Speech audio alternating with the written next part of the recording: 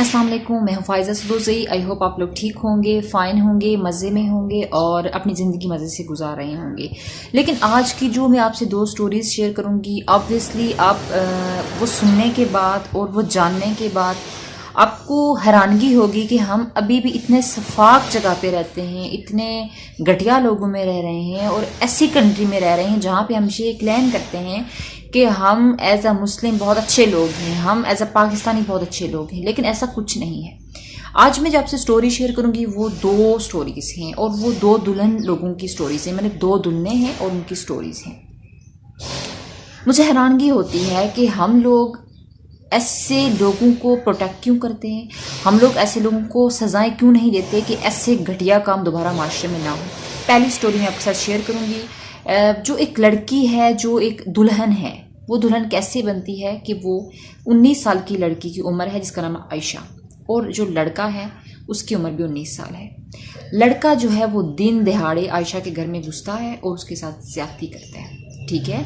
और ज्यादती करने के बाद जब घर में शोर मचता है, ऑब्वियसली जब इस तरह की हरकत हो रही हो तो घर में शोर मचता है। घर वालों ने शोर मचाया कि हमारी बेटी के साथ ज्यादती हो रही है, तो अहले मोहल्ला ने ये किया कि उन्होंने फिर उस लड़के को बुलाया, उस लड़के घर वालों को बुलाया और फिर उस लड़के को पहले तो उन्होंने पीटना चाहा, लेकिन उन्होंने पीटा नहीं। उसकी रीज़न ये थी कि उन्होंने उसके घर वालों को बोला कि अगर आप लड़के का निकाह कर लेते हैं लड़की के साथ तो ठीक है, हम कबूल कर लेंगे इसको, क्योंकि लड़कों का जो एक इम्प्रेशन जो होता है कि सही है, मतलब अल्लाह माफ़ करे, लड़की को अपने मखसूस टाइम पे इस्तेमाल किया और फिर उसके बाद छोड़ दिया। लड़कों का यही काम है, तो उसने भी ऐसा ही करना था। लेकिन अहले मोहल्ला ने जब बहुत गुस्सा किया, सब लोग इकट्ठे हो गए, तो उनकी मजबूरी बन गई। पहले तो लड़के के घर वालों ने कहा कि हमने ऐसा कोई स्टेप नहीं उठाना, हमने कोई अपने बेटे की शादी नहीं करनी इस लड़की से।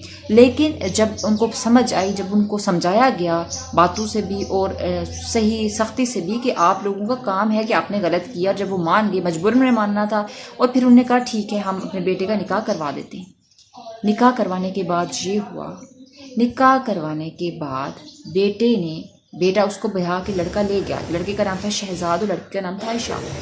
लड़के के घर वाले और वो जो शहजाद लड़का था वो लड़की को ब्याह करके ले गए, शादी करवा के ले गए उसको। लेकिन उसके बाद जो हुआ वो सुनने के बाद आपकी आंखों में आंसू आएगी और समझ आएगी कि औरत की ज़िंदगी में क्या क्या होता है। और हमारे माशरे में औरत का कोई घर नहीं है, उसको पेरेंट्स के घर में तब भी महफूज नहीं, आगे जाए तब भी महफूज नहीं। इसलिए महफूज नहीं पेरेंट्स के घर में कि औरत को शुरू से ही बताया जाता है कि तुम महफूज रहो, तुम अपने आप को बहुत सिक्योर करो। उनको उसको डरना सिखाया जाता है, उसको ये नहीं, उसको ब्रेव नहीं बनाया जाता, उसको ये नहीं बताया जाता कि तुम स्ट्रांग बनो, तुम मजबूत बनो, तुम भी जिस तरह का एक मर्द अपने लिए फाइट कर सकते हो, तुम भी फाइट कर सकती हो, तुम भी अपने लिए बात कर सकती हो, बोल सकती हो, अपना हक के लिए, अपने राइट्स के लिए। अगर तुम्हारे साथ कहीं भी ज्यादती होती है बोल सकती हो। ये हमारे घरों में नहीं सिखाया जाता। तो बात पर आते हैं, जो मेन स्टोरी है, होता ही है उसके बाद कि जब उसको ब्याह कर लेके जाता है, ब्याह कर लेके जाने के बाद पहले दिन ही जाकर उस पर इतना तशद्दुद करता है कि उस बेचारे की हालत ख़राब हो जाती है और तशद्दुद तक बात नहीं रुकती। फिर उसको घसीटता है और घसीटने के बाद उसको फैन के साथ अटकाता है, फिर उसको गोलियां मारता है। अगर तुम्हें नहीं मंजूर तो तुम थोड़े टाइम के लिए शादी कर लो, अगर तुमने कर ली, अब तुमने उसको थोड़े टाइम के लिए निभाओ और उसके बाद तुम उसको छोड़ दो, डाइवोर्स दे दो। लेकिन ये तो कोई तरीका नहीं कि आपने उसको जान से ही मार दिया। इतना घटिया घिनौना काम किया शहजाद नामी लड़के ने इस लड़की के साथ। तो जो स्टोरी है फैसलाबाद की, फैसलाबाद जिसको हम समझते हैं कि लाहौर के साथ है और ये बहुत डेवलप हुआ हुआ है सारा कुछ, लेकिन हम लोग अभी तक वही टिपिकल और वही मुझे लगता है कोरोना वस्ता की ज़िंदगी गुजार रहे हैं। क्योंकि हम अगर एडवांस सदी में होते तो हमारे माइंड खुल चुकी होती, हमें पता होता कि औरत की रिस्पेक्ट क्या है। अगर कोई मामला हो जाता है, अगर मामला ख़राब हो जाता है, अगर कोई चीज़ हमारे अकॉर्डिंग नहीं होती, हम जो समझते हैं उसके मुताबिक नहीं होती, या हमारी विश के अकॉर्डिंग नहीं होती, तो ठीक है मामला को सेटल करो।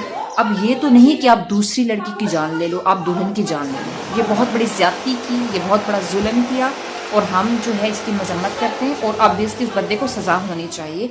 इस चीज़ की मैं आपसे मेरी रिक्वेस्ट है कि अगर माशरे में कुछ ऐसा हो रहा है तो आप उसको बिल्कुल भी प्रोटेक्ट ना करें, बल्कि जो बंदा ऐसा जुर्म करता है उसको सख्त से सख्त सज़ा दें और उसके बाद अपने घरों में बेटियों को ब्रेव बनाएं और बेटियों को अगर वो कुछ गलत काम करते तो उनको बिल्कुल भी प्रोटेक्ट ना करें, बल्कि उनको बताओ कि बेटा अगर तुमने गलत किया तुम इसको निभाओ। कोई भी काम, किसी भी गलत काम की तरफ जाते हैं तो उसके बाद उनको पहले तो उनको रोको, समझाओ, लेकिन जब वो कर जाते तो उनको पीछे से उनको प्रोटेक्ट करने की ज़रूरत नहीं है। उनके बैक पे आपने खड़े होकर उनको ये नहीं कहना कि सही है तुमने जो किया है गलत, ये चीज़ नहीं करनी। और दूसरी जो स्टोरी है वो दुल्हन की स्टोरी है। वो ये होता है कि सिंध का इलाका है और सिंध की ये स्टोरी है कि सिंध में एक लड़की है जो जिसको उसका चचा जो है वो 7 लाख के बस किसी बंदे से शादी कराता है।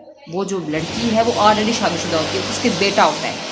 और क्योंकि हमारा माशरा जाहिल है और अभी तक वो एक ऐसा पसमानदा इलाका है जहाँ पर जहालत है, तो लड़की को पता है कि मेरा बचने का कोई सीन नहीं है। तो वो ये करती है कि उस टाइम पे वहाँ पे ये सीन होता है कि वो ट्रैक्टर पे उसकी बारात लेके जा रहे होते हैं। तो उसने ये समझा कि यहाँ से तो भागा नहीं जा सकता, फिर वो ट्रैक्टर पर बैठी उसने ये बहाना लगाया कि मुझे क्या आई, और मैं क्या के बहाने वो दूर जाकर खेतों में से उसने भागना शुरू कर दिया। वो पुलिस स्टेशन में गई और उसने जाकर वहाँ पे बताया कि मैं शादी नहीं करना चाहती थी और ये लोग मुझे ज़बरदस्ती शादी करवा रहे हैं, मेरा चाचा मुझे फ़रोख्त कर रहा है किसी के हाथ। और फ़रोख्त करने की रीज़न ये है कि उसका कोई मामला है और उस मामले के इवज़ में मुझे जो है वो फ़रोख्त कर रहा है, जबकि मेरा जो है ऑलरेडी निकाह हो चुका है और मेरा एक बेटा है।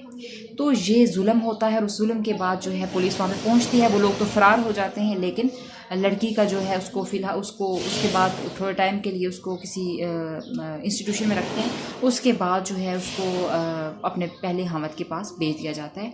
तो माशरे में जुल्म तो होते हैं और जुल्म जो है वो जुल्म को आगे बढ़ाने वाले भी हम लोग खुद ही हैं, जुल्म को प्रोटेक्ट करने वाले हम लोग खुद हैं। जुल्म के खिलाफ खुल के बात करें, चाहे वो लड़का हो लड़की हो। उनको डराना उनको ये ना सिखाओ कि आप डर के रहो, उनको ये ना सिखाओ कि तुम लोग बहुत महदूद रहो।